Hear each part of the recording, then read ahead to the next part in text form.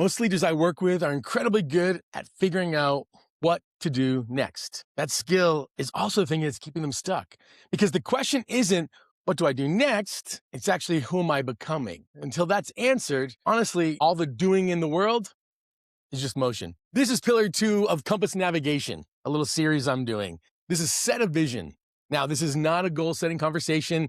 This isn't a productivity conversation. I want you to focus on one question here. Who are you becoming? And is everything you're doing growing into that person? Most leaders I know will never sit with that question long enough to answer it.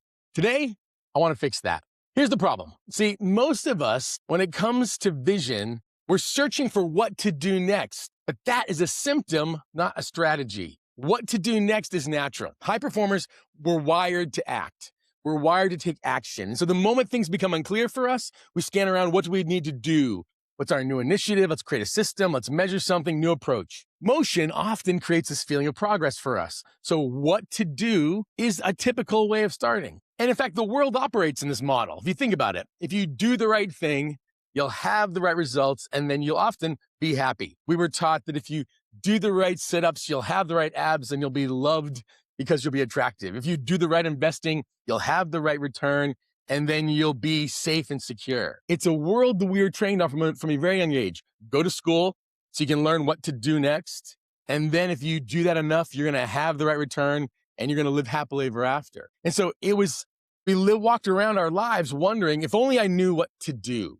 If only I knew what to do. In fact, we would often ask people who we thought were smarter than us. We'd go to the right schools to learn what to do. In fact, as a coach, I'm asked what to do often. Here's the thing. The problem is that doing doesn't always get you having. And we definitely know that actually having won't mean being. So you could do the right things and have the right returns and still feel insecure. You can do the right sit-ups and have the right abs and still not be loved and accepted. It's a double bet. And in fact, in the days of AI, it's even worse, right?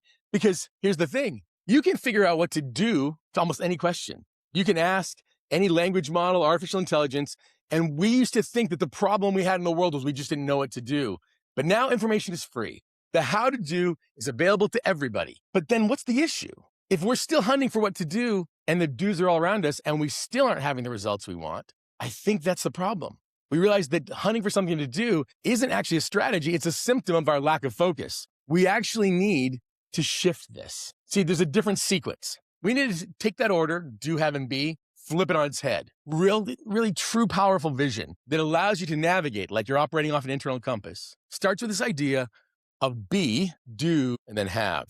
We need to invert this. We need you to have this idea of who it is you want to become, and then let the doing follow from that. Now, being is not a state or a feeling. It's actually a direction. It's something that is at the core of you, that is simply being expressed as it grows.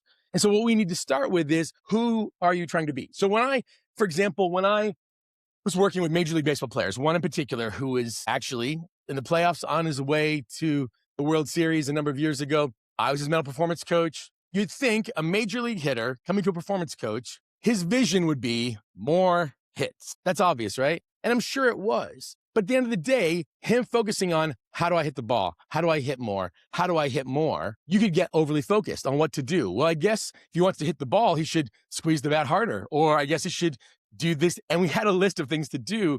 But at the end of the day, he was so focused in on the action that I said, really, why do you want to hit the ball more? And we had this big conversation. He said, I want to hit the ball more because I want to be a better teammate. I want to be the person that they expect me to be. I want to be proud of who I am. In fact, I said, but even beyond being a teammate, I said, who do you want to be as a human being and as a man? He said, I want to be this person to my wife, be this person to my family, no matter how I hit.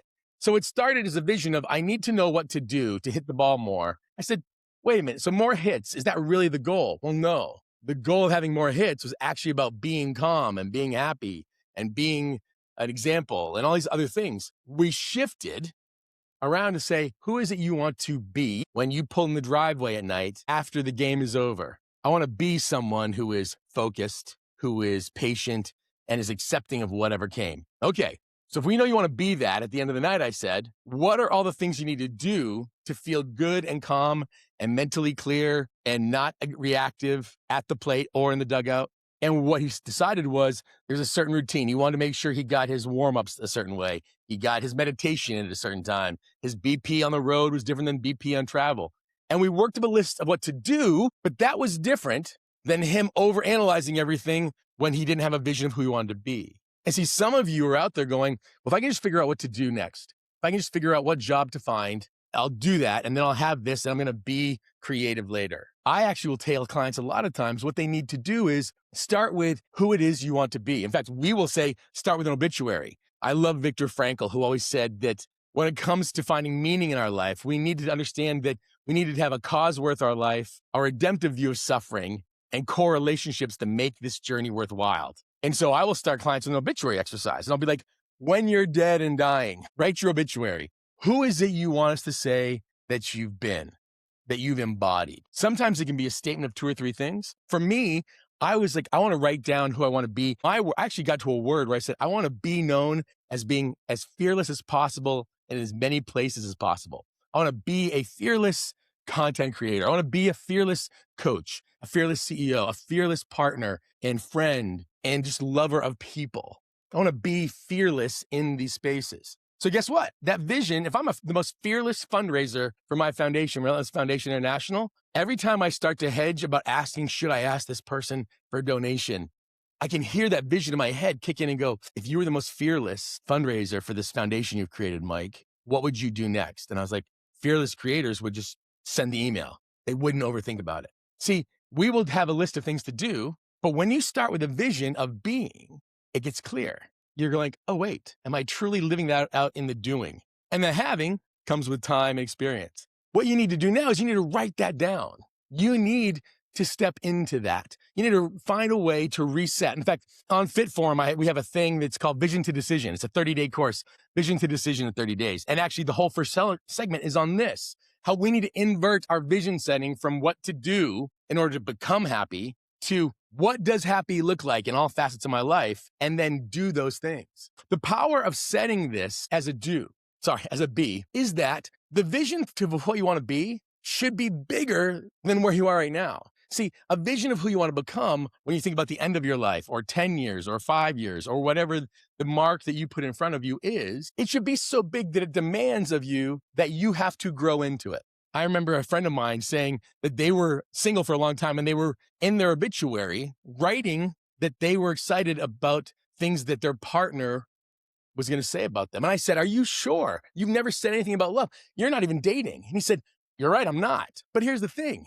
I don't know how I go from being a non-dating adult to somebody who has a loving partner 40 years down the road, but I think I could grow into that. See, him setting being a loving partner at the end as a part of his vision meant that he had better start now doing things different. He couldn't become a loving partner, which was one of his 3 core pieces of his vision, if he didn't begin creating a dating app, if he didn't actually go on dates, more than 1 or 2, if he didn't meet people and go through the pain of that. The doing started changing in his life once he had a vision of being someone who had a partner. See, your vision of being should be something that fits with the core of your values and who you are, but so big that it's going to require you to actually grow.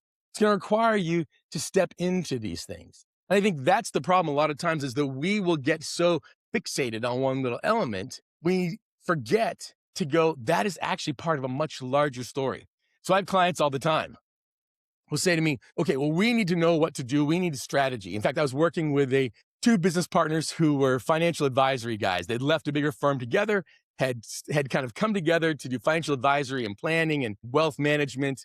And they were young startups and scrappy. And they're like, we want to start with our strengths and create vision. And okay, he likes the clients and I really like the strategy and the thinking. So let's just create a mission statement. And I said, real quick, wait a minute. Let's start with who you want to be. They looked at me like I was some kind of hippie who was high and crazy. And they're like, well, we want to be successful. And I'm like, yeah, I get that. Let's assume that success and financial freedom come with this. But let's start with setting a vision of being. I said, let's start with you individually. So I had then 2 of them as business partners start to work up a vision of being. And I said, what's the greatest thing that we could say about you? And we got down to a word. And he's like, one guy said, actually, I want to be someone who creates freedom and joy for people, meaning his family specifically. The other one was like, I want to be someone who helps people dream of things they didn't think were possible. And I said, well, that's amazing. So creating freedom and joy and innovating and creating vision and imagination. That's part of, and you want to be innovative, as one of the guys said. Like, yeah. I said, great. So then we crafted that back together. So what if we put these things together as a vision of the company? What if your company exists in some ways to be the partner that creates innovation, joy, and freedom through planning their finances? That you don't simply work on their retirement accounts. You don't simply have the best data. You're a person. You want to be the partner for people who want to create joy, freedom, and new ideas with their finances. So that means that you don't want just everybody. You want to be somebody who's a partner of that. Great. And they said, what would you have as the result? And we actually worked backwards to their mission statement was to be the first phone call for individuals with more than $1 million in investment revenue that wanted partners to craft a future that would do good for them and their community. Like that was the statement of what they wanted to become. And I said, well, great. How many people fit within that right now? That scope of the multi-million-dollar person who's ready. And they're like, I said, let's look at the numbers. Well, not many. Okay, so you got to figure out how do you get a different tier because you want to become that. We got to go after a different tier of customer. Great. How much of your current work is just from K-planning? Oh, it's this much. Do you have other products that people would understand that you could be an innovative partner? Not yet. We started with their vision of being people that created freedom and joy and innovation and like community impact. We merged those into a company being a partner that helps people redefine what it means to create freedom, joy, and impact. And then we kind of put more specifics on it. And that became the vision that we then looked at the reality and we created a plan. But it started with being. See, most of you're trying to try on all these opportunities. You're going to every AI model to find out if you can find out what to do. And you're wondering why it doesn't fit. Because here's the thing. The goal is for you to actually step into a new sequence. I want you to step into an idea of who it is you want to be at the end of a season, at the end of your life. And what does that embodiment look like? And then think, if I was being that right now in my mind, what would I do in order to have the results? Then here's the other thing though. Clarity about this is key. But here's the other thing. Clarity about what you want to become is great. But it starts to have clarity about what you don't want to be right now. It's going to cost you something. The idea here is that you can reframe around be, do, have, and then you can get really clear and kind of put words and legs to that. But then here's the thing. That vision and that clarity of being means that you're not going to try to be something else. You're not going to borrow someone else's vision. You're not going to grow into that model. If it's not causing you to think about the things you have to stop, you, my friend, are not yet clear on the vision of who you want to be. It's going to have to cost you. This is what we call the second pillar of compass navigation. It's all about setting vision. I would challenge you that in the next 24 hours, here's an action. You need to write one sentence. Who is it you want to become at the end of the season, or at the end of your life? And then look at that and say, if I was becoming that, what would my life look like?